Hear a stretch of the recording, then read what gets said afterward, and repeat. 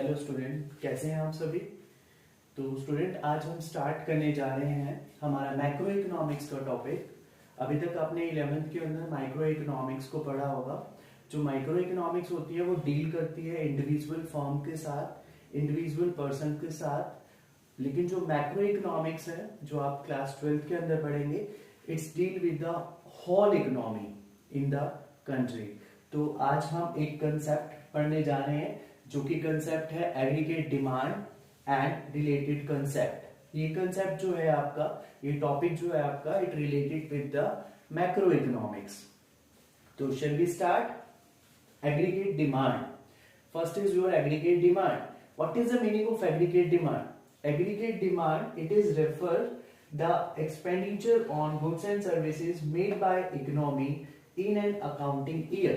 एक accounting year के अंदर हम गुड्स और सर्विसेज को परचेज करने में जितने भी पैसे खर्च करते हैं उसको हम एग्रीगेट डिमांड बोलते हैं। वो जो हमारा अकाउंटिंग ईयर है 1 अप्रैल टू 31 मार्च, इसको हम फाइनेंशियल ईयर भी बोलते हैं एज यूजुअल, जैसा कि आपको पता ही होगा। एजी के कंपोनेंट जो यहां पर हैं, इट इज सी प्लस आई। सी जो है it indicate the consumption and I जो है इट इंडिकेट द इन्वेस्टमेंट। यहां पर स्टूडेंट हम लोग क्लोज इकोनॉमी को फॉलो कर रहे हैं। Closed economy with two sector. We have a two type of economy. Number 1 is closed economy and number 2 is open economy. जो क्लोज इकोनॉमी होती है वो भी टू टाइप की होती है, 2 sector economy and 3 sector economy. तो यहां पर जो हमने इस टॉपिक के अंदर फॉलो किया है, यहां पर है हमारा C प्लस I का कॉम्बिनेशन, मींस 2 सेक्टर इकोनॉमी। अगर हम 3 सेक्टर की बात करें तो 3 सेक्टर में हम C plus I plus G, G means यहां पर होता है गवर्नमेंट, गवर्नमेंट को हम लोग इन्वॉल्व करते हैं। और जो ओपन इकोनॉमी होती है, ओपन इकोनॉमी में स्टूडेंट हम लोग दूसरी कंट्री के साथ लिंक करते हैं, वहां पर हम एक्सपोर्ट और इंपोर्ट को इन्वॉल्व करते हैं, जिसको हम ओपन इकोनॉमी बोलते हैं in macro economics. And the next one is your how to deal with the diagram और table in AD. First is your AD schedule और you can say the AD table and its diagram. तो first is your income. Income is going to increase, 0 से start हुई हमारी, 0, 10, 20, 30, 40, 50। तो positively increase हो रही है हमारी। इनकम के ऊपर डिपेंड है हमारी एग्रीगेट डिमांड, राइट और रॉन्ग स्टूडेंट? अगर किसी कंज्यूमर की, हम लोगों ने 11th में पढ़ा था, अगर किसी कंज्यूमर की इनकम इंक्रीज होगी तो डिमांड वो भी इंक्रीज करेगा। It is a positive relationship between income and demand. The same relationship यहां पर भी है मैक्रो इकोनॉमिक्स में भी। अगर हमारी इनकम इंक्रीज होगी तो aggregate demand is also increase. Let you check. Income 0, aggregate demand 20, income 10, aggregate demand is also going to increase 20 to 25. Whenever your income is 0 to 10, it is going to increase, and AD is also increase 20 to 25, right? So it show the positive relationship between income and aggregate demand. And aggregate demand is, you can say, the combination of C plus I. The C is 10, 15, 20, 25, and the I is constant 10 because it is autonomous investment. We have a 2 type of investment, autonomous and induced. So autonomous investment is the investment, it is always fixed. It's not change with the income.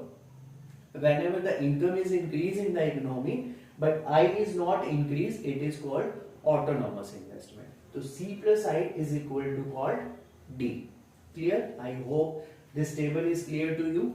And next one is the diagram that related to this table. Clear? इसी table को हम follow करेंगे इस diagram के अंदर।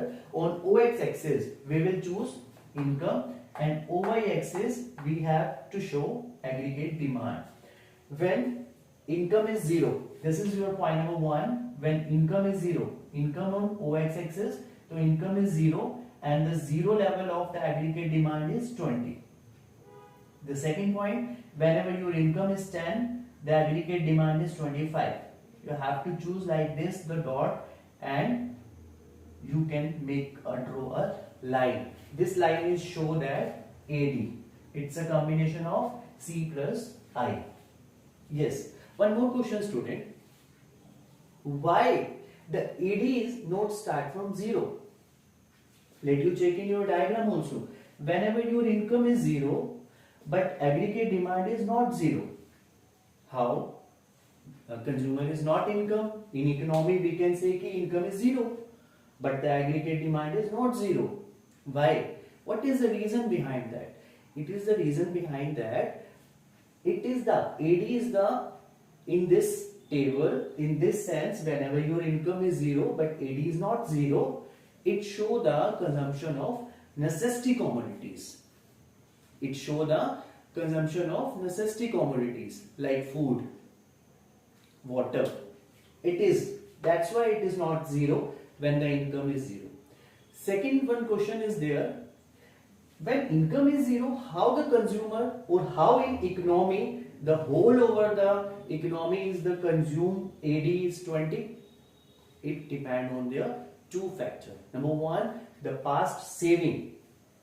In this table, when income is zero and AD is not zero, it is used past saving. And second one, suppose if consumer or in economy is not a past saving, then what they do? Then they can use a second option, borrowing, loan, lending.